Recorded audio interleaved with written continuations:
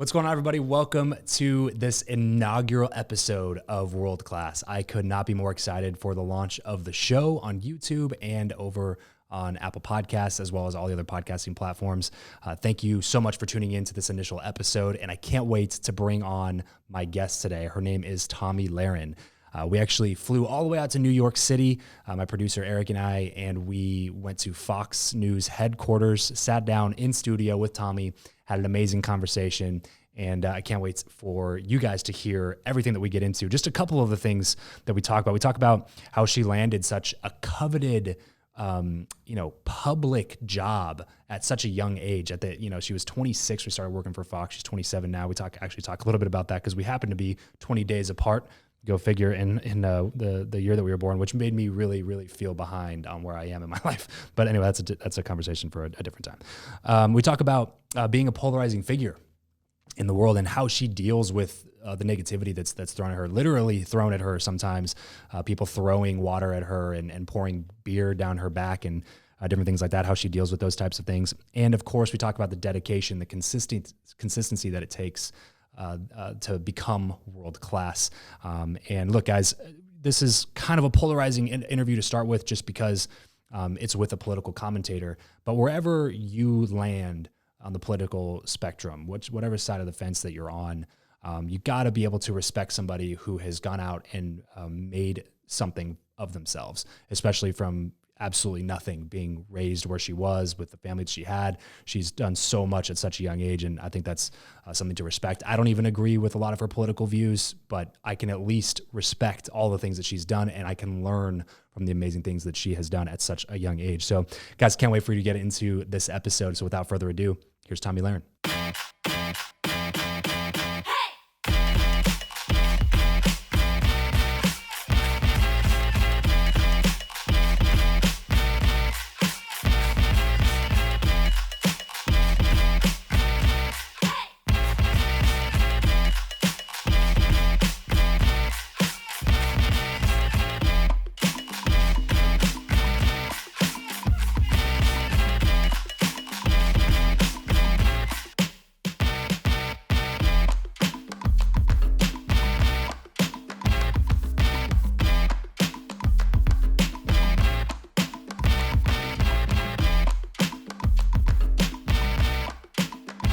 I live in LA, so I switched coasts. That's what I was wondering. I was like, when we were reaching out trying to schedule this, I was like, doesn't she live in LA? Because I'm in Vegas. So, oh, okay. Yes, I'm so you born were and raised in closer. LA, yeah. Mm-hmm. When I went to school in Vegas. Yeah, so right. you and I have that in common a little bit. Yeah, that was great. Like when we were talking about before we hit the record button, I was messing around with my my media guy because I was like, man, we should have so much in common. Like Las Vegas plus same birth year, like 20 days apart. I was just like, man, this is meant to be. And he was like, don't pull that BS.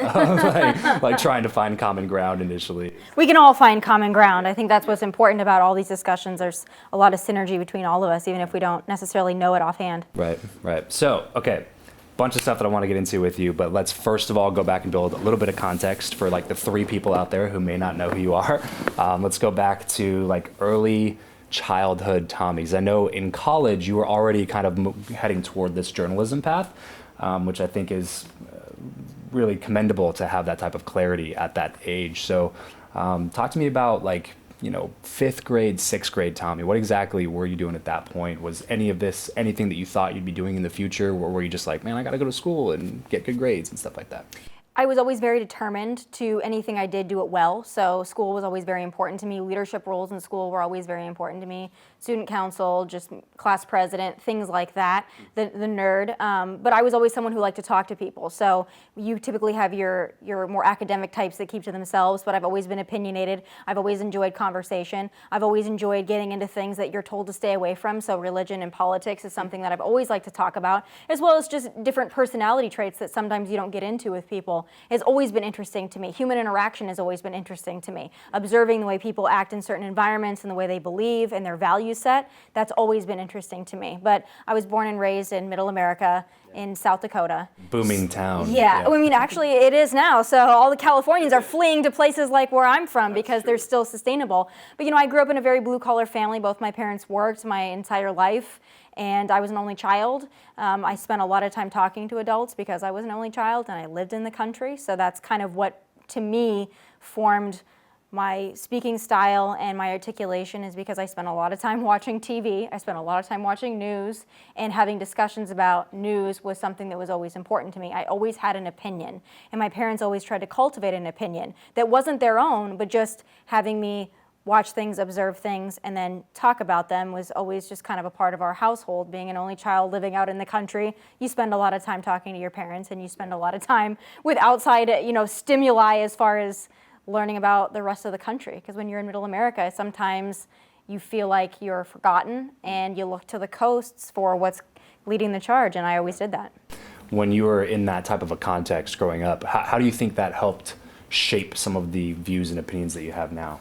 Well, I grew up in a conservative place, but not necessarily even just a conservative place politically, but just a place that was very much hardworking. Both my parents come from ranching backgrounds, working not only in the professional world, but also working in farms and ranches their entire lives. I mean, that's just something that they grew up doing. It wasn't I'm going to go get a high school job. It was, you start at age 6, you go and you work on the ranch, you get home from school, you go back out and you ranch. I mean, it was a lifestyle that my parents both led. So hard work was always something that was just built into me and built into my family, and really a lot of families in Middle America share that same kind of story, whether it be agriculture or whatever they do. It's just, you work hard, you don't ask for anything from anybody. If you want something, you make it happen, and that's something that's always been instilled in me. If I wanted something in this world, especially coming from a place like where I come from in South Dakota, you're going to have to stand out, and you're going to have to do it yourself, because nobody's going to come find you in Rapid City, South Dakota and say, what are your dreams? What do you want to do? Do you want to be a movie star? Do you want to be on TV? Nobody's going to do that. If you want that path for yourself, you're really going to have to chart it. And I've always known that and started working on that from a young age. So you did know that that was the path that you wanted to go down? I knew I wanted to do something that involved speaking, something that involved public speaking, and also I have always been interested in politics. It's something I've always wanted to talk about. That's so interesting. What, like, I mean, I have some friends that are, only child, and they would just play video games instead, and just have to share stuff, right? So that didn't obviously directly translate into this need to be in the political sphere. For somebody all I know is when my parents had Fox News on growing up all the time, I was always like, oh, can we turn it to SpongeBob or whatever, So why do you think that was something that just caught your attention so much? I think some people know what they're good at a young age. Some people know that they're musically inclined. Some people know that they're athletic. Some people just go through the motions of doing those things because that's what you're supposed to do. Sure. And I always knew that, listen, I can't sing. I don't really enjoy playing instruments, although I played a lot of instruments. I got bored with them. I like things that are ever changing. I was never very athletic, and that's not something I ever really wanted to do. And if I'm going to do something, it's a personality trait that I think is a strength and a weakness. But if I want to do something, I want to be the best at it. And this is something I knew I could be the best at. I knew I can speak better than anybody. I know I can explain things better than anybody. And I know that I'm more passionate about this topic than anyone else around me, especially at a young age. So I saw myself being able to really make an impact in something that no one else really seemed to care about. But I did, and I know if no one else is doing it, I guess I'm automatically the best. So now it's just refining the craft and being able to, run with it. So was it your goal to, as soon as you turn 18, to head to one of the coasts, or was it kind of like this methodical process that you went through of what's the best path? Does it lead to one of the coasts? Should I start with local news here? Was there any, talk to me about that thought process. I never wanted to do local news, and I never wanted to be a reporter. I always wanted to be opinion-based. I always wanted to do commentary. Absolutely. That's something that I loved. And in fact, my life kind of came full circle because I grew up watching Glenn Beck and watching, what he was able to do and watching his ability to tell stories and to explain things. And that was very inspiring to me. It's always something that I wanted to do. But I knew I didn't want to be in South Dakota, not because South Dakota is not a great place, but because there's not really a market for what I wanted to do. But I was going to pay for college myself. So I'm not going to go to California. I'm not going to go to the East Coast. Las Vegas seemed like a good place that I could go. Shout out to Las Vegas. Yeah, exactly. And as you know, Vegas is very unconventional. Yeah. I am very attracted to things that are outside of the box that are unconventional. Yeah. Anyone can go to school in California. Anyone can go to school in New York or one of the big state schools. But I thought, what's the most interesting place that I could go that would be really unlike anybody else? And it was Las Vegas. Interesting is the word. Yeah, that's a good word choice there. And it threw me out of my comfort zone, too, which is something I knew I needed. I could have gone to school in South Dakota and been around around people that are mostly conservative, who grew up in much a similar way than me. But I went to Las Vegas, which, as you know, is incredibly diverse, not only politically, ethnically, religiously, racially, and UNLV itself is also a very different environment with that proximity to the Strip, that kind of money. I mean, 3.7 miles of just money, money, money, money, money, and influence. That was always interesting to me. Talk to me about the first experience that you had when you started like, obviously you know that other people hold different opinions than you have. I just remember the first time that I really started realizing those things, because I grew up in Southern California, LA area, but in a very strict, small religious bubble of Southern California. So to give you an idea of like a little bit of context here, I graduated kindergarten, 8th grade, high school, and college on the same campus, like the same 20-acre campus. So from the time I was 3 till the time I was 21, that's where we also went to church. So like every day of my life for like 20 years was on this one, 20-acre parcel of land in Lancaster, California, Northern LA County. Growing up, it was always Fox News, it was always, all conservative things. And I just remember growing up, like you always just kind of lump everybody who doesn't agree with everything that you think and just call them like morons, right? Like these people, they're morons. But it's because I never met anybody like that.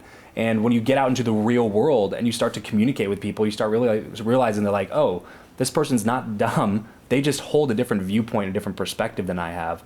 Talk to me about the first time that you had an experience where like you were in college and you started getting to know people and building relationships and friendships with people that held completely different opposing views, that you had, but you realized like, oh, I can actually still be friends with people and we can find that common ground. Well, for me, I never went into it thinking that everyone thought like I did. I knew that I came from a place that people were conservative, but I spent a lot of time watching news. So I was very aware. It wasn't a shock to me to go someplace to speak to people who had diverse political opinions from my own. I almost expected that. In fact, I did expect that. So what was actually more interesting to me was that me coming from a place like South Dakota, people thought things about me just inherently. Because what I have learned, and Vegas is not the coast, but there's a lot of California influence, of course, in Las Vegas, and now especially living in LA, what I realize is what you're saying, what you think people like South Dakota would be in this little bubble, I find people in LA, in New York, they're the ones that are in this bubble who think that people from Middle America and people from the South are automatically racist, intolerant, bigoted, and dumb. Closed-minded, dumb,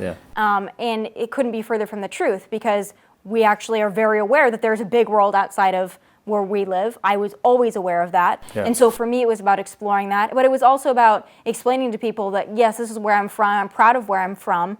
But please understand that there are also other beliefs outside of your own. So for me, it was more about explaining that and trying to explain Middle America to places that never really cared about Middle America. And I feel like I still do that. That's part of my driving force and my goal, is to get people to understand the forgotten American, Middle America, not just Middle America geographically, but just Middle America in general. I feel like we're oftentimes forgotten and pushed aside. And part of what I do on Fox and Fox Nation, and part of what Fox News Channel as a whole has always done, is speak to those people that I always wanted to speak to too, because I'm one of them. So shifting gears a little bit here, talk to me about college experience for you. Was it pretty traditional college experience? Vegas is not a traditional college experience. For me, though, I worked all through college because I had to pay retail. And retail, I learned a lot from retail. I think everybody should have to work a retail or a service job, because that's what I did. I went to school and then I went to work. And I learned at a young age, you have to pay your rent, and if you want to live in Las Vegas and you want to live in your own apartment, you're going to have to pay for that. So I worked hard.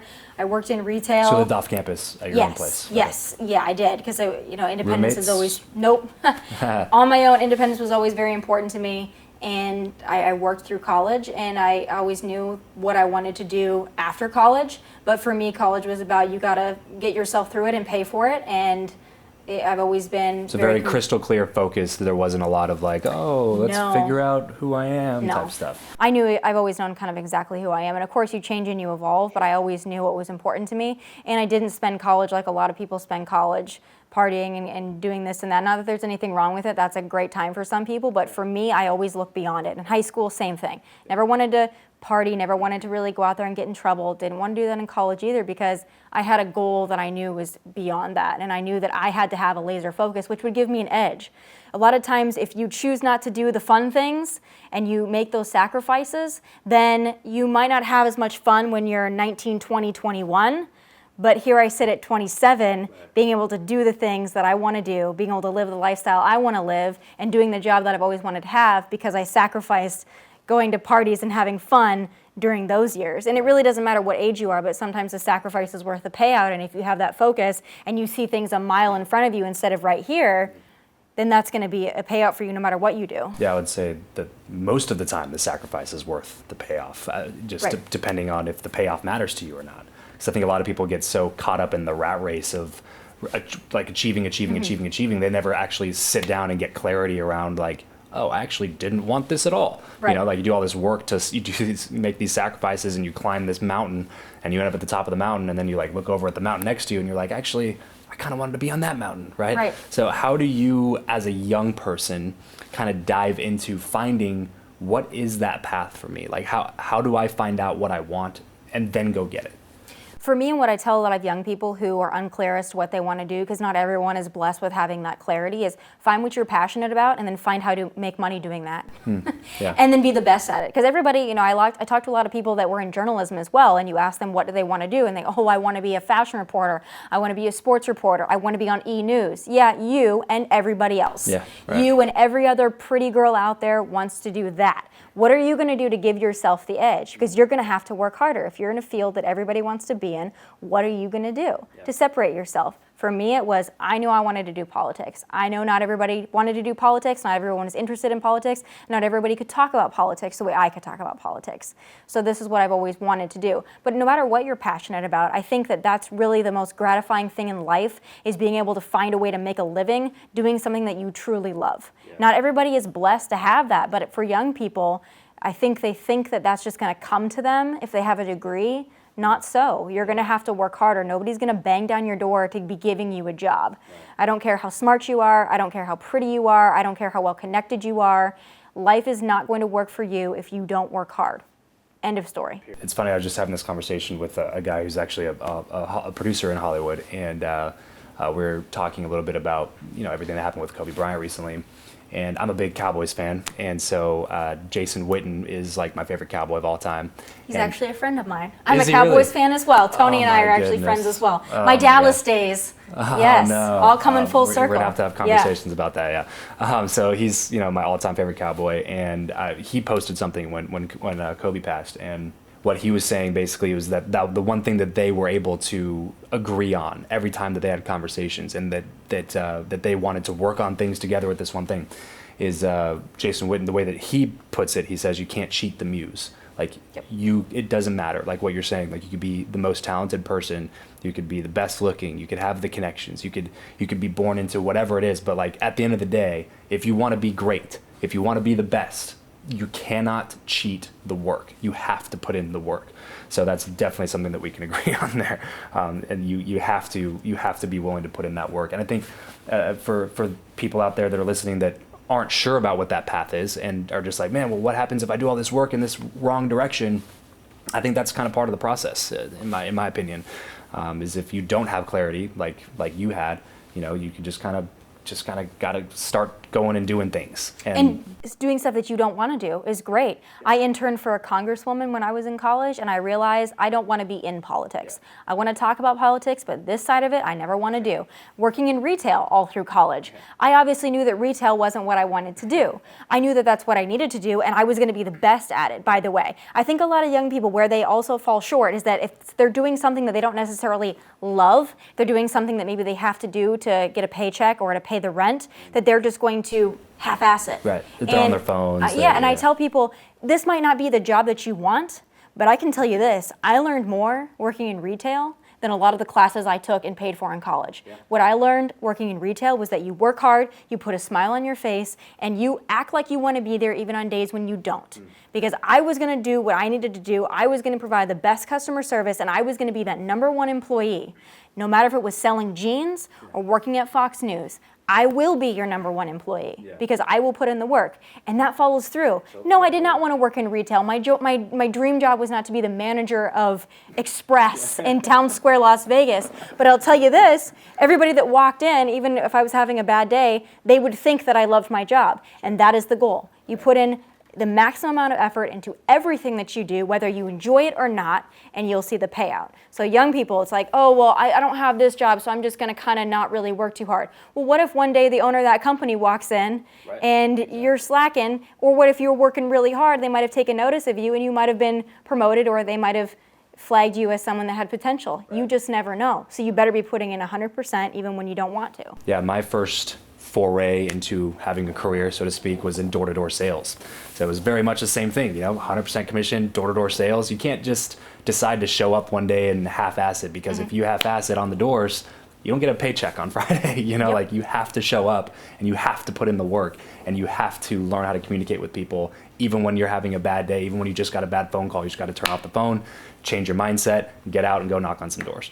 And so I couldn't agree with you more there. And I think the biggest principle here, though, is that it's not necessarily about like the job that you're working or the career that you want in the future. It's just about building the habit of being excellent. And if you allow yourself, like every time we make a decision like that, or don't make a decision that we know we should make, we're building a reputation in our own subconscious mind that tells us that we can either accomplish something or we can't accomplish something. And when you are in a situation that you don't want to be in, and you know that like consciously, and so you let whatever happen, and you're on your phone all the time and you're being a bad employee, then during those situations, what you're essentially telling yourself is like, oh, it's okay to not be good because of like all of this laundry list of excuses that I've like allowed myself to start thinking. So then what happens is, if you do get that big opportunity to do the thing that you really enjoy doing, you have to go to work breaking all of the bad habits that you've built for the last decade of doing a bunch of stuff that you just had to do until you got the big opportunity. And then you're not gonna be able to capitalize on the big opportunity because you're not the person that you should be. Like you haven't done the work to become the type of person that's able to thrive in the opportunity that you wanted in the first place. You train yourself. You train yourself to be excellent, and you're also able to figure things out. Then when you're given that big opportunity and things don't go exactly the way you plan, you have that work ethic to fall back on, and you can get yourself through problems. You can problem solve. But if you only work hard and you only enjoy the things that you want to do, which, by the way, for all the young people out there that think that they're just going to magically one day be a YouTube influencer, I hate to tell you, but you and everybody else around you think that that's reality, and it's not. And if you don't want to put in the work, maybe you will be a YouTube influencer. But if that's what you're banking on, and you're not going to work hard at anything else to get yourself there, or you're not going to work hard at that thing. Like they just want to be like, oh, well, I want to be a YouTube influencer, and I put out 5 videos, but nobody watched them, and it's like, maybe you should put out 5,000 videos and see what happens. Like maybe because right now you still suck. Like maybe you just haven't put in the reps to deserve that. Like even if you had 1 million people that came in and subscribed to your channel, or you took over a channel, maybe that's a better example. You took over somebody else's channel that had 1 million subscribers, you would lose all of them because you suck. Like you have to put in the reps. It's about being good time and time again. But also to the people that want to make videos on YouTube, that's great, but you maybe should go get a job in retail on the side because you're going to have to pay your bills. That's always been in the back of my mind, is my parents are not going to pay my bills. They love me, they support me. They're not going to pay my bills. And thank goodness they didn't, because this is why I am the way that I am now. And I have that hunger. That entitlement mentality that I deserve this because I'm alive, not because I actually did anything to actually deserve it. Yeah, right. Yeah. Okay, so college, talk to me about like transition from, working retail, doing work in school into the, actual career type world. Well, I started doing a political roundtable show called The Scramble at UNLV. I was on the show as a panelist during the 2012 election. And then after that, I took over hosting duties and producing duties of that. So I learned how to do TV, and I learned how to do commentary. I learned how to book guests on my own. And real quick, The Scramble, I would assume just from the name would mean that there was like multiple political views on this panel. And that was always the goal. So for me, and it's very hard to get college kids in Las Vegas, especially Las Vegas. If anybody who has any idea of what Las Vegas is like at all, it is very flaky. So it was me having to say, we're shooting this on Friday morning, which by the way, we don't have classes on Friday, so you're gonna have to come in and do this. And I need you to come in and discuss this and have a viewpoint on this, and me just calling people, emailing people, can you please come in? I know that you are of this political persuasion. I know that you're a political science major. Can you please come and be a guest? And it was just calling, trying to get those people to show up. And it's really motivating other people too, and that's where I had that background. So then when I went into my first job at One American News at age 21, and they said, do an hour-long show, I wasn't a deer in the headlights because I was like, yeah, I'm used to this. Yeah. Let me find some guests. Oh, nobody knows who you are. Nobody wants to come on a show no one's ever heard of with a girl they've never heard of who's 21 years old on a network called One American News. Yeah, no kidding. But guess what? I've been training for this. I know how to do this. Yeah, exactly. I know how to do this. And I've built those connections through my entire career. So I've had people that have come on my show, both of the Blaze and then now people that I reach out to for Fox and Fox Nation related things, that I cultivated those relationships when I was at One American News as a nobody. How did you get the job at One American News? I wanted an internship. At first, I applied for an internship at the Blaze, and I didn't get it. Then I was looking for other. Wait, so you didn't just quit and do something exactly, different at that right? point? And then it's like, oh, well, and I thought I was going to get it too, so that was a very devastating thing for me because all indications pointed to. And watching Glenn Beck growing up your whole life, and, and like, I just thought, this is it. Yeah. What he was able to do. Like, I love anybody that thinks outside of the box and kind of does their own thing. So I thought the Blaze would be a great spot for me. I like building things from the ground up. That's another reason why I was the first one in the door at Fox Nation, because I like to build things up. But I found another network that was a conservative news network, and I thought, well, hey, if I'm obviously not going to go to Fox News. That's way high up on the totem pole, right? I hope to get there someday, but I know myself and I know my qualifications, and I'm very realistic. So I'm not going to go here. Where else can I go to learn? And I found One American News. I wanted to be an intern. They didn't take interns. Real quick, sorry to interrupt you. That's such an amazing insight for a 21-year-old to have, because most 21-year-olds are in the mindset of like, I'm amazing at everything. Everybody should give me the world, right? So why do you think that you had that ability to stand up at 21 years old and have the self-awareness to say, you know what, I am not there yet. I will be one day, but right now, like, I'm gonna go kill whatever I'm gonna do right now, and it's probably not gonna be over here. It's probably gonna be over here. For me, kind of going back to when I was very young and knowing that politics was something that not everybody else did, I like getting in on the ground level of things and building them. I'd rather go in and build something than walk into something that's already built.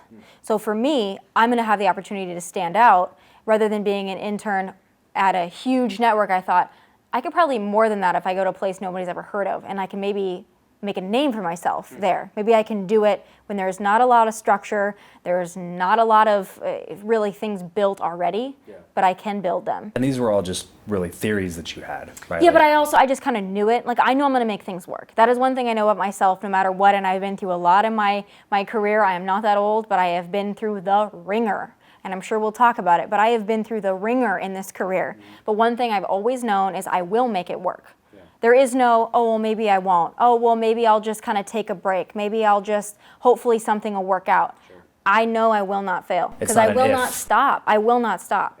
That's just one thing. It's I'm resilient and I'm relentless. That's what I love. Yeah. So that's what the way that I tell people is like, it's not an if, it's an until.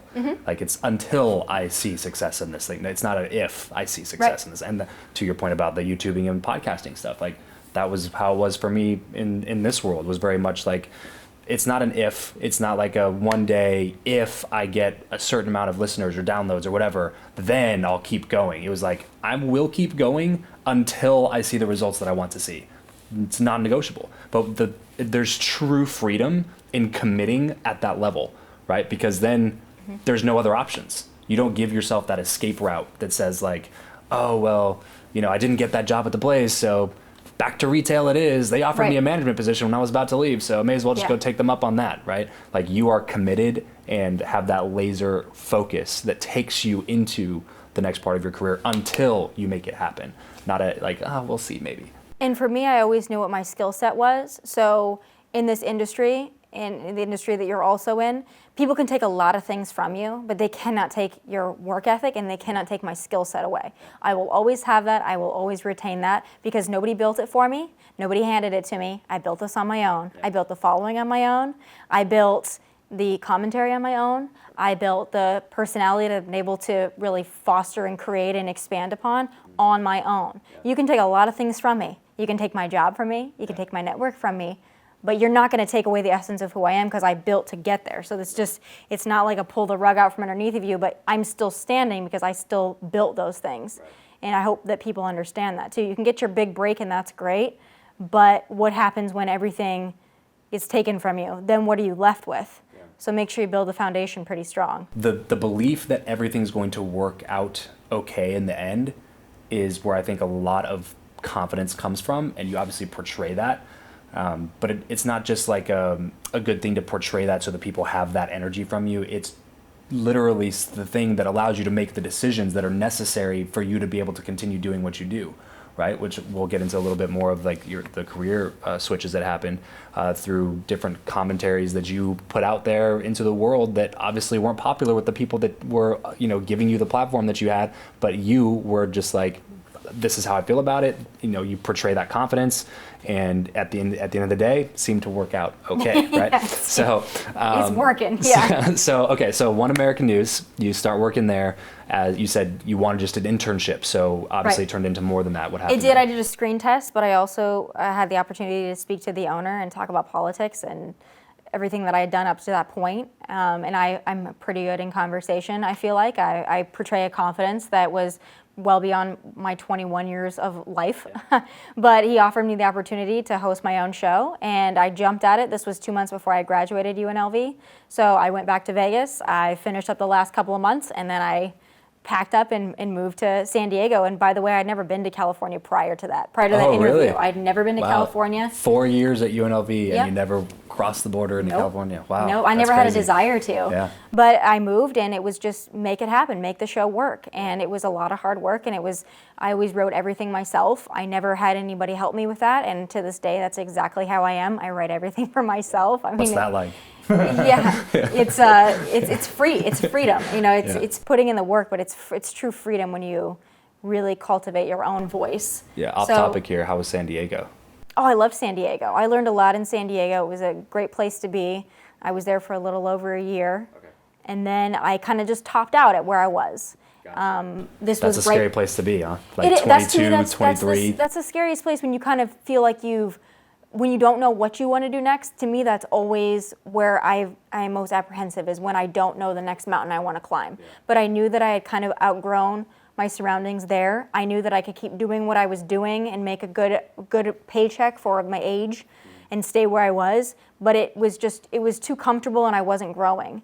And so when the opportunity presented itself to go and start a new adventure in Dallas with the Blaze, I was going to take that because it was scary and unfamiliar. I'd never been to Dallas. I'd never been to Texas.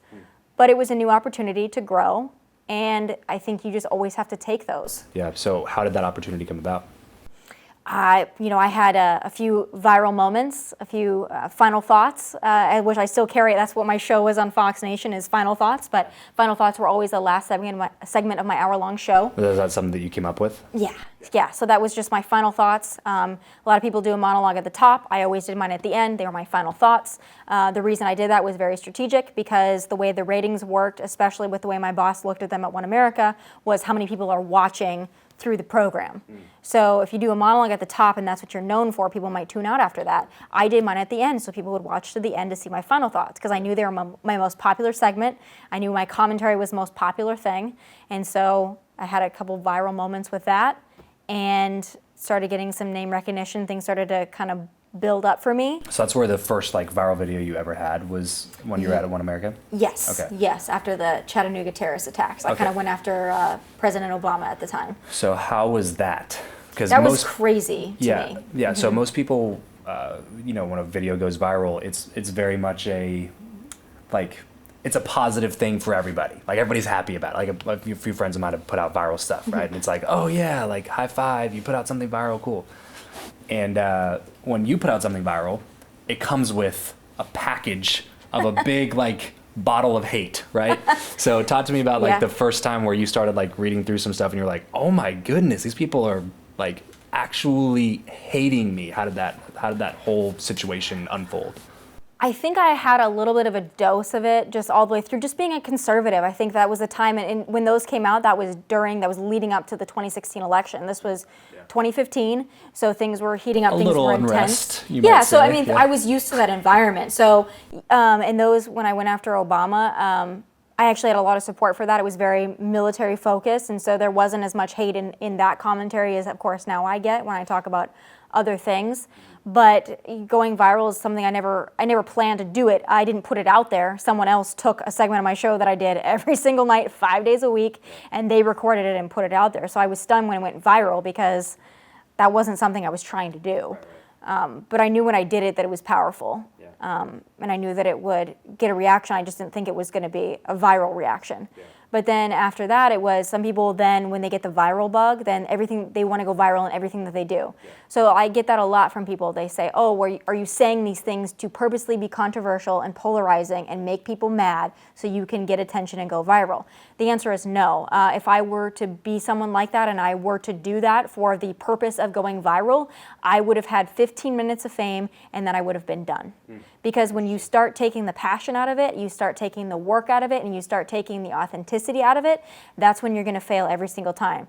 My intent in anything I do is not to go viral. It's to speak from the heart, to be passionate. I talk about things I'm passionate about. I don't need to create them. I don't need to engineer it. This is how I am. This is what I believe. I believe very strongly in a set of things. And when I talk about those things, they're probably going to go viral. And it's not because I'm saying things that are necessarily just because they're controversial. Yes, that's part of it. But it's also because you can feel the passion that I'm speaking with. Yeah. And it's very easy to be a shock jock, and there's a lot of people that have tried to do it since. They want to go viral. Yeah. They want to imitate this career that I've built. But you see it's kind of hollow because they're doing it to make money. They're doing it to be famous. They're doing it to go viral. Yeah. They're not doing it because they feel it deep within their bones. Yeah. And that's the thing. People can love me or hate me. As long as they know that I'm being authentic, that is the most important thing. And people are still going to say that it's not. Sure. I know who I am. People are going to call me names. I know who I am. It really doesn't bother me anymore. But it had to at first. It really, quite honestly, didn't. Really? No. I've always had a very strong sense of self. So if I'm saying something and people, especially because if people are criticizing me for my intelligence, sometimes it hurts a little bit. Yeah. When fellow conservatives criticize my intelligence, that's what really actually bugs me, because I know that I'm not unintelligent. Yeah. But when people say, oh, you're this, or they call me names, or they say disgusting, horrible things about me, I have to respect you to respect what you say about me.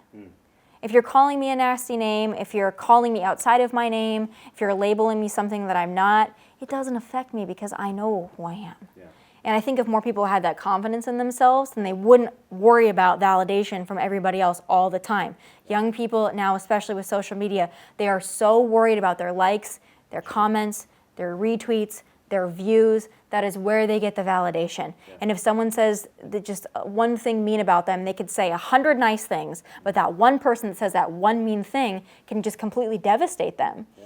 And that's not freedom to me. Freedom to me is being able to look at it, take the good with the bad, not let my head swell when people say great things, and not let me be completely shattered when people say horrible things. Yeah. There's a balance there that I've been able to find through doing this for several years and having several moments of controversy along the way. Props to you. Yeah, props to you for keeping a level head majority of the time, because I feel like I would lose it on some people with some of the things that they say. But anyway, okay, so you have the first one that goes viral, and then now the Blaze just reaches out to you out of the blue. Like, how did you feel about that, knowing that they just turned you down for an internship like a year and two? Well, I was going to work for free, and now you're going to pay me, so I felt pretty good about it. Was it like a justifying moment of? It was a little bit. It was just, I think this is the next step, and this is a new opportunity, and it's this like you can't ignore me any longer. Yeah, and it was just like I was wanted, and people took notice of what I was doing, and it was a new challenge, and I always like new challenges. Anytime something,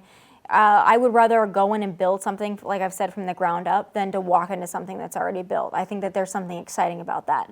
So that was the next opportunity to build my own show again, and that's exciting. It's going to take a lot of work, but I found that next peak. It's like, okay, now I know the next thing I want to do, and I feel peace with that. I feel peace in knowing what's the next thing I need to work hard at. So you were only at One America for a year before? A little over a year, yep. Okay, gotcha. So you were there for a year, then you jump at the opportunity to do this thing that really was essentially your dream job, right? To work at the Blaze, like with Glenn Beck and do all that kind of stuff. Let's be clear, the dream job was always Fox News. Okay. But yes, that was the next step in the progression. Because I knew that I wasn't going to jump here yet. Yeah. I knew that I needed more training and another more stepping growth. stone. Yeah, exactly. So I enjoyed the fact that this was the next, and I never looked at the Blaze as a stepping stone. I think that people also get caught up in that, where they're like, that same thing, like, this isn't where I want to be, that's where I want to be, but this is going to get me there. No, everything I go into really for the long haul. I'm going to do it until and I'm going to do it until I've reached the potential I can reach there, and I need to do something else challenging.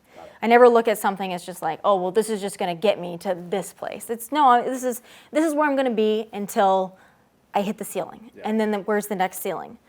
But that was where I was, and I was in the midst of the 2016 election, so it was really exciting for this industry, and I was really able to, again, chart a course that was interesting and new, and it was fun. It was one of the funnest times was during that election. Yeah, what are some of like the biggest lessons that you learned during that time? Like, has there ever been a time where you put something out and you're like, maybe I shouldn't have said it that way, or maybe I shouldn't have done it that way, but the message still rings true, but maybe I should have like gone about it a different way. Are there any big lessons or takeaways that you had from that time period?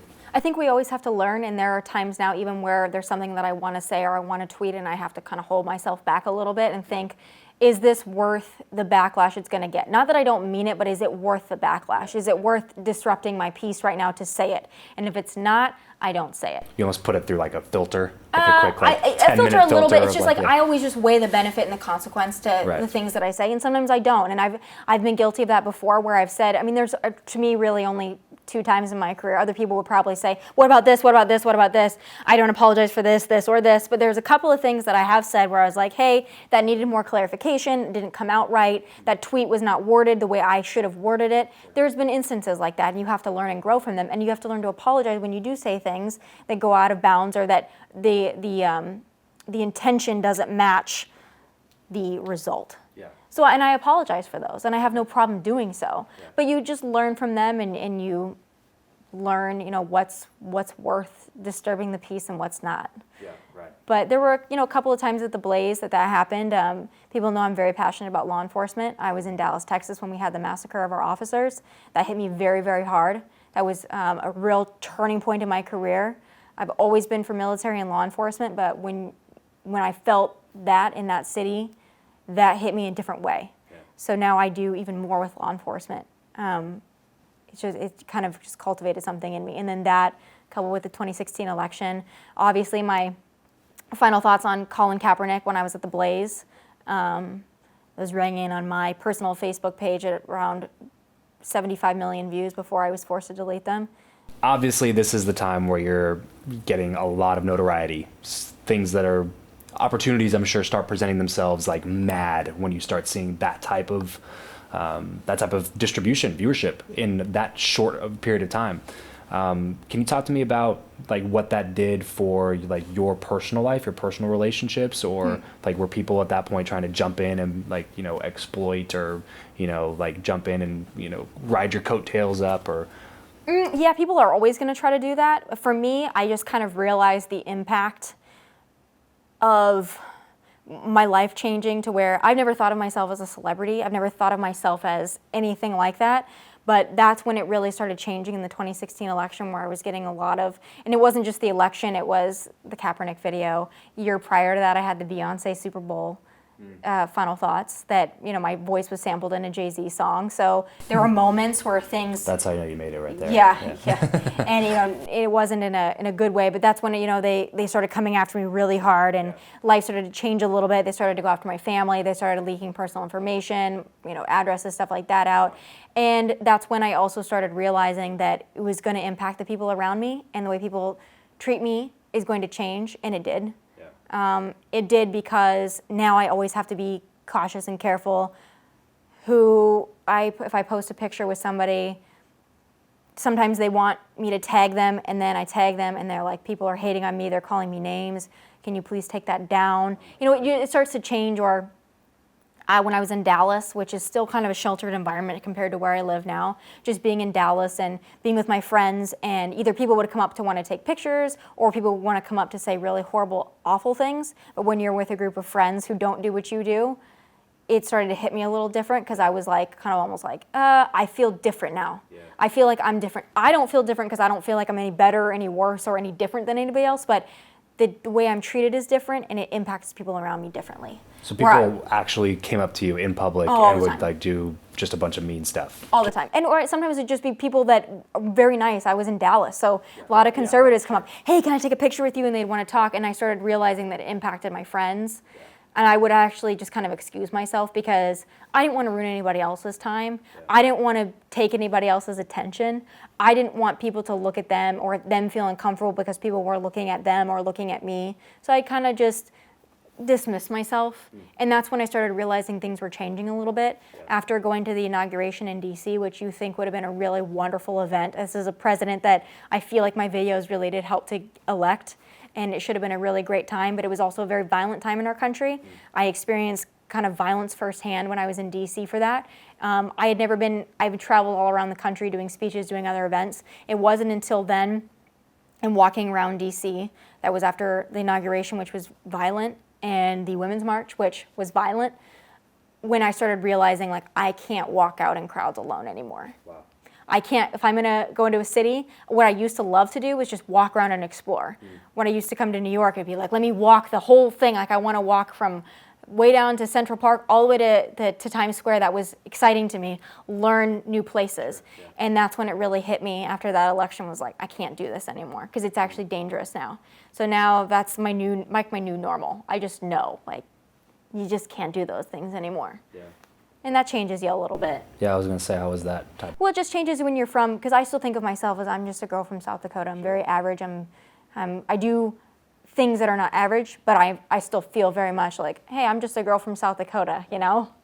So it's weird when people see you or they have a reaction to you. Yeah, when you're in an airport, the crazy part. Or a restaurant. Like, just the physical presence of somebody can like fuel that much hatred to actually go up to them and like do like physical acts of violence or like say, it's mind blowing to me. I won't go to an airport without a hat on, even that's not super helpful. Yeah. But I've had a lot of instances. I'm sure people will see when I went to Minnesota, I think it was almost 2 years ago now with my parents. I was doing a show there and I brought my parents along and we were at brunch and someone threw water on me. And then it went viral, and that was horrible. And yeah, when I was with my parents, you know, things like that. Right. I've had a lot of instances in LA. What do friends and parents and people like that do in those situations? It seems like I'm a new dad and I have a son now, and I would lose my shit. Yeah, my mom almost started to, but my parents also know, and everybody around me also knows. As much as I want everyone to like stick up for me, I always tell them no reaction is the best reaction, unless I'm in physical danger, which has happened before. If I'm in physical danger, please somebody watch my back. But don't give people reactions. Don't just video it, yeah, because people want the reaction. They want to see me fly off the handle because they think that like my commentaries, when I do my final thoughts and I'm talking about something I'm passionate about, they think if they do something horrible to me that they're going to spur that kind of reaction. I'm not going to give it to them. I've been at a Kings game and had somebody literally pull my shirt back and dump a beer down my back. And it was a girl my age. This happens time and time again. It's usually that. That's usually the suspect, is a girl around my age. Wow. So I'm just used to it at this point, but no reaction is the best reaction. Don't give them what they're looking for. Just keep it pushing. And there's so many lessons, so many takeaways to go through here. But I would be remiss if I didn't go down this rabbit hole a little bit, because this is called Build Your Network. We talk a lot about relationships, professional connections, and things like that. Can you talk to me about some of the more meaningful relationships that you've had in your career, maybe mentors or people that kind of like, you know, maybe noticed some of those things that you were going through and said, hey, this part of the game now, you know, here's what to do, anything like that, any like big meaningful type of relationships you had? I've never really had a mentor because I've always just kind of, individuality has always been very important to me. I learn from people, but I learn more from observing. Okay. I learned the downfall of my former boss, Glenn Beck, by observing and watching what was his downfall. And almost every time when I observe people and I observe either their success or their downfall, it all has to do with ego and has to do with how they view themselves and how they view others. So I've always been very cognizant of that, is do not get a big head. Yeah. Trust me. I have been in that position many times where it's like, boy, this is a really exciting time. I feel, you feel those feelings of fame, and it's really hard to push them down because it's like, it's what you always wanted, right? Yeah. But I also know what comes with it. For me, I'm not a musician or an actress, so I'm going to get a lot of hate that comes with mine. So that fame is a little different for people like me. Yeah, sure. But I was at a time, at the Blaze after the 2016 election when I was the only person in that building that was a Trump supporter and President Trump just won the election. And I felt just validated and I felt just on top of the world. And things were great. And then I was getting invited to go on and do Bill Maher. I was getting invited to go do The Daily Show with Trevor Noah. Like, those were big things for somebody like me. What was one of the most fun moments for you, like of all those types of shows and things that you were able to do? They're all fun to me. I enjoy them all. I was really excited to go on The View. I was really excited to mix it up with those ladies. I had watched The View my whole life, really. I mean, I was 9 years old when we'd have a snow day, and I'd be home watching The View. Really? So those things are, like, they mean a lot to me when I get to go on and do those things. It's like, that was really cool. And that was a moment where I was so excited to be on. I was really nervous it was going to go the way of The Daily Show, to where it was going to be, even though I had a good experience in The Daily Show. Type of yeah, thing, but even then, like, Trevor and I had a good rapport after that. Yeah. You know, I don't have any bad feelings against Trevor, and the way that the public reacted, there was a huge target on my back, and that kind of sucked. But I enjoyed my time on there. But I felt like I was portrayed in a way that maybe wasn't necessarily very authentic and genuine. It was very much like to make a mockery of me. And so I thought maybe that The View was going to turn out the same way. So walking off set that day after going on The View, I felt really good about it. In fact, I was like, wow, like, I really got to be authentically me. I feel like I really got to get out all the things I wanted to get out. I felt very, very good about it. And then, whew, you know, the walls close in. And that's one of those things. That's why I'm always very careful now. I never get a big head. I always keep myself grounded. I like to think I've always kept myself very grounded, but after going through what I went through with that experience, it's like... Can you talk a little bit more specifics on Sure. that? Well, I mean, I went on The View. I mean, anybody who knows my story kind of knows this. I write about it in detail in my book. But I went on The View. I expressed an opinion I had expressed many times before, that I am pro-choice because I believe in limited government. Not because I'm pro-abortion, not because I'm not pro-life, but because I believe in limited government. I don't believe that's the government's place. I expressed that view, what I thought was very clearly, what I thought was just very authentic to my voice and myself, not something I'm ever going to apologize for. To this day, I will not. And I got fired for it.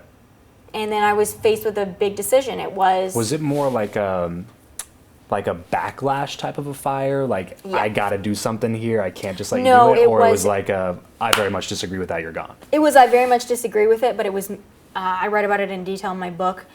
To me, it was much more an ego thing. It was, you are getting too big for the network. You are surpassing the network's owner and creator.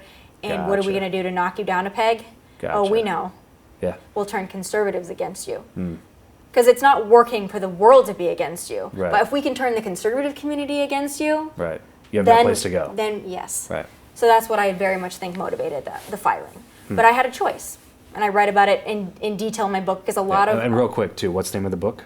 Never Play Dead. Never Play Dead. Which is really my mantra. Go pick it up right now. I always tell everybody who listens to my show, if we mention a book, you have to go pick it up right now, because if you wait, you won't do it. So go pick it up right now and support Tomi. I detail a lot of the other things that nobody ever really knew, because I never really talked about it. Yeah, the very nitty-gritty and the behind-the-scenes stuff there.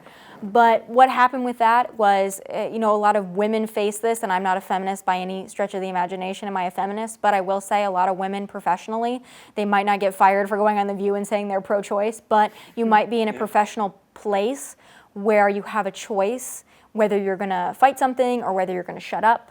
That might be in a relationship as well. And not just women, but everyone. I feel like women struggle with the confidence sometimes more so than men do. But really, for anybody, I had a choice.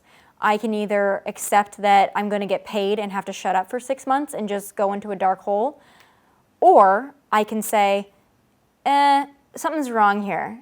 I got fired for stating a political opinion, and I'm a political commentator. Something's wrong here. I'm going to fight this. And I chose to fight it because I knew it was wrong. And I was not going to lay down and play dead. Did they come up to you and give you an opportunity to say, like, all right, we'll let you come back if you apologize, or was it very much like clean cut? I never even went back to the building. I have not been back to the building since. I was never even allowed to go near the building after my firing. I got back from New York. I went to go do my show Monday morning, as I normally do. Was going to address it fully because I had already heard everybody talking about it. So I was going to fully address it. I was going to say, this is what I mean. If I offended anybody, that wasn't my intention. Let me explain to you what I really meant if you guys took it the wrong way. I never got the opportunity to do that show that day because about an hour before I was supposed to go in, they called me and said, don't come, your show's canceled. You're done. Wow. It's a little bit of an overreaction, huh? You think? So that was the choice. Yeah. And it was, okay. And I know that they underestimated me. They thought, oh, okay, well, we got her now. We crushed her now. We took away her show. Well, because people want to take credit for success. So this is something that I run into on a smaller scale, obviously. But everybody that like touches your life, if you do something that's beyond ordinary, everybody wants to take a little bit of credit for it.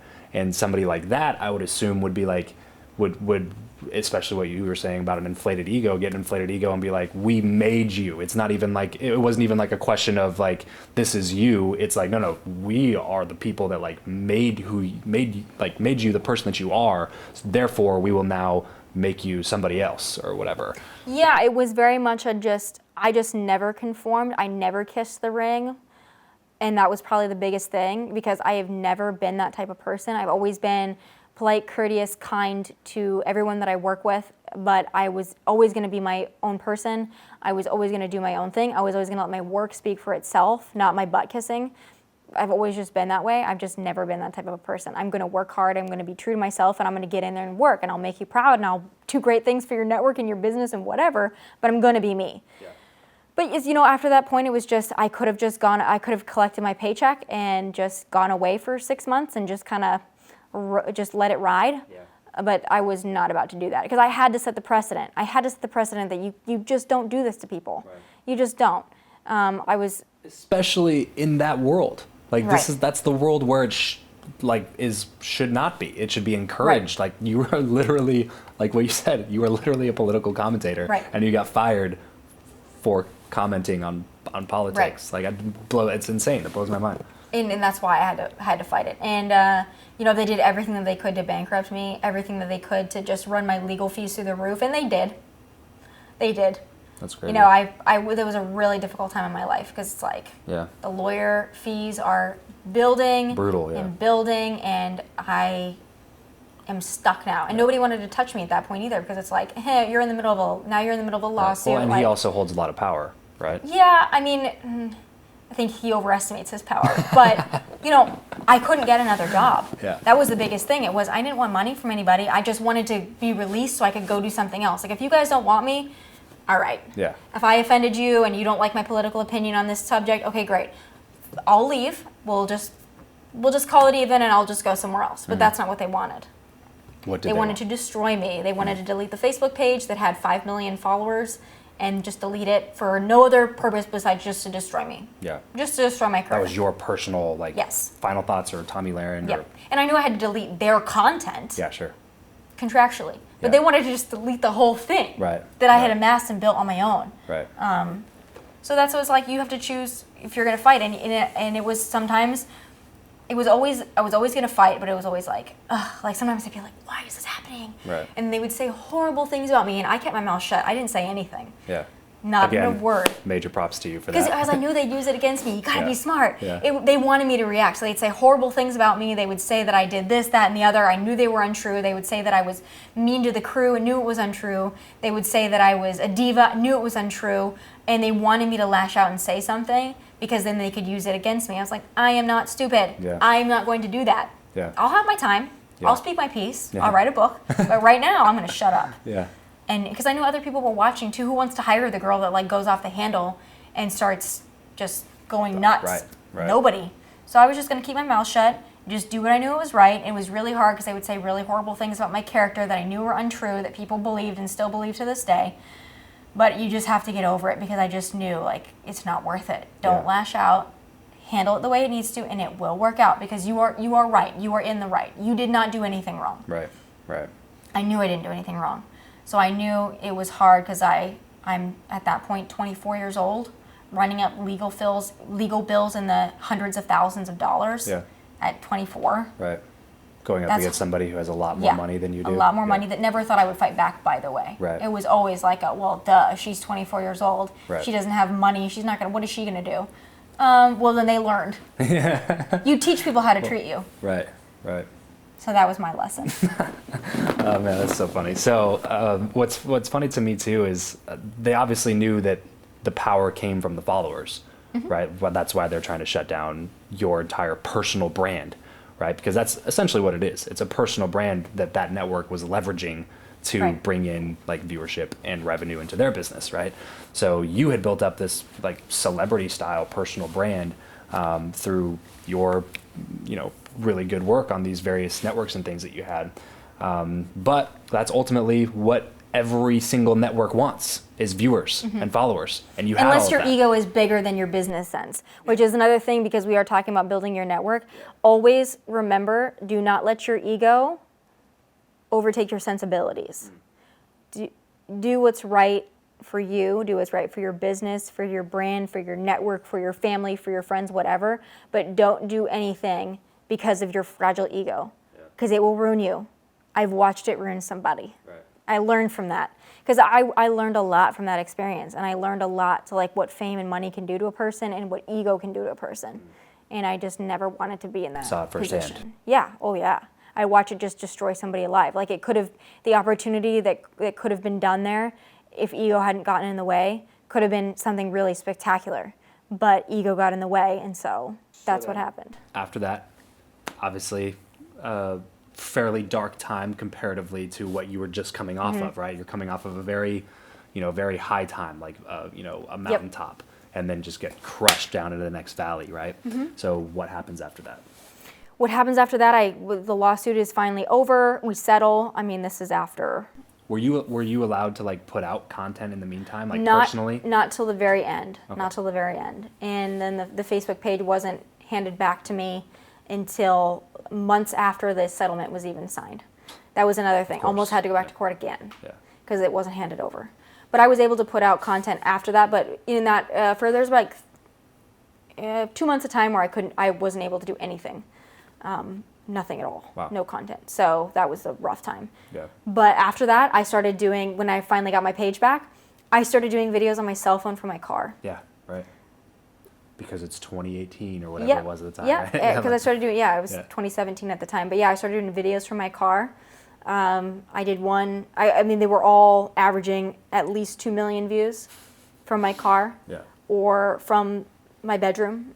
Or from, people would make fun of me, like, oh, I'm getting millions of views. You could make fun of me. Yeah, you're doing this from your parents' basement. People at networks making fun of you? No, people on social media, like, Oh, okay. look at you, like you're unemployed and you're doing videos from your cars. Like, yeah, and and look who's watching. and they've got millions of Like, yeah. views. I did one from my car about transgenders in the military, 26.5 million views Yeah. from my car with Yep. bad audio and the wrong orientation. So let's talk about that for a second, because obviously I am a content creator. That's what we do. And, my business, we help people create content for their businesses to drive revenue and things like that. So you have obviously mastered the game of content creation. And obviously you would not say that you've mastered it because you're continually learning, and I get that. But you're at a very high level of content creation. So how do you know when you're creating something that you think is going to really do well, and that, how do you measure your success while you create content, if that makes sense?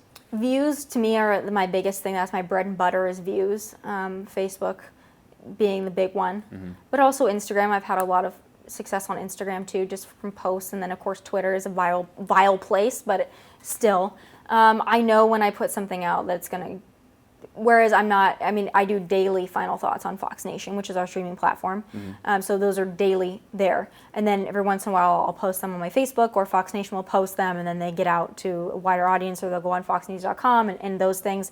I know the things that are going to strike a chord. I know the things that are going to, because I know what I'm passionate about, and I know when it comes through. Like sometimes I will do final thoughts, and I do them from my home studio in LA, operating my own foot pedal, like in an extra bedroom. Yeah. And I will do them speaking just to a robo camera, and my heart will be beating because I'm just so fired up. Usually it's when I'm talking about immigration. But it's like I'm very fired up about these things. Yeah. So I know, and I spent a lot of time just going out in the field too. That's one of the great things that I've been able to do with Fox Nation and my show. For them, my long form show, No Interruption, I've been able to go out and spend a lot of time with Border Patrol, doing all the borders. I was just in Miami doing Super Bowl security with Border Patrol and CBP, and seeing the behind the scenes there. Yeah. I get to have really interesting conversations with people. I know we mentioned Theo Vaughn, that's coming out in about a month or so here on Fox Nation on my show. So a lot of interesting people I get to talk to. I got to sit down with the Wolf of Wall Street, who lives about 2 miles from me in California. Got to sit down with Jordan Belfort and do great discussions there. I get to learn from a lot of people, and it goes up on our streaming platform, which was something that I was really the first one in the door. That's kind of why I was hired on at Fox, was to be a part of this platform before it was even a platform. Okay. And I wanted to be in the ground level because I said I know digital better than anybody else. And I can say that confidently. I know digital better than anybody else. I know social media. I know how to leverage it better than anybody else. Especially in a space where they were kind of like, pre-2000s thinking. Right. Yeah. I mean, it's just, to me, that was so exciting to me to hear that we were going to do a streaming platform, because that's just the opportunity to reach a whole new segment of people. So how did that come about? Did they reach out to you? You reached out to them? Yeah, well, I mean, I joined Fox News after the lawsuit was over, and maybe my videos from my car might have caught some eyes. The view totals might have caught some eyes, but And they didn't care about any of the history of the Blaze and all that stuff? No, I don't think so. Yeah. No, I just kept it above board, and I couldn't help what had happened to me. I mean, right. I couldn't help what had happened to me, and this is me, and this is who I am. Yeah. They know who I am. I think I've made it very clear to people who I am. But it was the opportunity to join Fox News was a big one. It's that is really coup de grace, in this business. That's where you want to be. Yeah. And I was finally where I wanted to be, and that was after going through a really, really rough time. Yeah. So going through that really, really rough time, but then afterwards, knowing, like I said, you can take everything from me, right. but if I still have a cell phone in a car or a room or really anywhere, I can still do what I do. Right. That was a big moment of proving things to myself. It's not the hundreds No, it's not of the thousands fanfare. of dollars No. of equipment and lighting. No, and all that studio stuff is great, but if you don't right. have it, I can still do it. Right. So I think that was and just do it very well. and do it and make something out of nothing. That's what I've always been able to do. I will make everything work. Yeah. There's never been a point to me where it's like, I'm not going to be able to do this. I will be able to do it because I'm just going to persevere. So I joined Fox News, and then it was about a year in the making doing that I was there before we launched Fox Nation. Okay. So we're a little over a year into the streaming platform, and growing it and enjoying it, learning a whole new world, and showing people kind of a world that I've known for a long time, which is the streaming digital world and social media, and how important it is, and how important clips are, and how important knowing your audience is. Yeah. That's something that I talk about a lot, and I am really passionate about talking to people about, even if you don't do politics. It's knowing your audience, cultivating an audience, tapping into an audience that other people haven't tapped into in a very unique way. Speaking my language, That's everything. As you know, that's everything. Right. Yeah. Man, I say this so much, and he makes fun of me because I say it all the time. But I could seriously talk to you for so much longer. There's so many different routes and paths that we can take this conversation. But I know we gotta get wrapped up. I know you're super busy, got a lot of other things going on. So, if you could put out one final video, like one final thoughts, and you knew that everybody in the United States of America would see that video, what would be the message you would want to get across? If it wasn't a political message, because I have a lot of political messages. Yeah, let's say it's not. If it was not political at all, if it was not worrying about the dangers of socialism or illegal immigration, which are things that I think are very important. So if I had one last thing, I'd probably warn about the dangers of those things. You probably touch on it for a second. I would. That was what I would do. I'd warn this country about illegal immigration and socialism. That would be my big thing. If I had a one last thing, like warning everybody. Yeah. But if I were to do just a personal message to people, Yeah. confidence is everything. If you don't have it, fake it until you have it. Because you teach yourself. You teach people how to treat you, but you teach yourself how to treat yourself as well. And that confidence that you have, and that resiliency that you build, and that knowing that you're going to make it work, everybody has that. No matter what color you are, no matter what you grew up with, no matter where you grew up, no matter how much money you have, no matter the education that you have, the background you have, the religion that you practice, everybody should have a confidence in themselves and an ability to speak their mind and do so confidently. Never apologize for what you believe in. Never apologize for your value set. You can grow, you can learn, you can change, but never apologize for the process, and never apologize for what you believe. And never let anybody tell you that it's worth less than what other people believe because it's not as popular. That's untrue.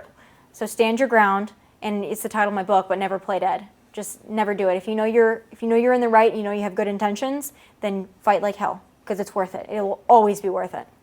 Great place to leave off. Tommy, thank you so much for coming on the show today. Everybody that's watching, listening, go pick up a copy of Tommy's book, Never Play Dead. If you want to find her on any social media, literally just type in 4 letters, Tomi, and it'll just be auto-populated with everything that she's ever done. And probably a lot of really nasty stuff too. Really horrible things about me, but it won't be hard. They'll prioritize that on Google, trust me. But you can find me if you're looking for me. Perfect. So go check out some of Tommy's stuff. Well, that's it for this episode of World Class. World Class is hosted by me, Travis Chappell, and produced by Eric Skwarczynski. It is a World Class Media production. At World Class Media, we produce top-rated podcasts for 7 to 9-figure entrepreneurs, executives, real estate investors, and content creators. So if you want your own show, you have the budget to create one, but you just don't have the time or the team to figure it out, then go to travischappell.com/makemypodcast. That's Travis Chappell, CHAPPELL.com/makemypodcast. And let's chat to see if we would be a good fit to work together. Thanks so much for joining us. Until next time, peace out and stay world class.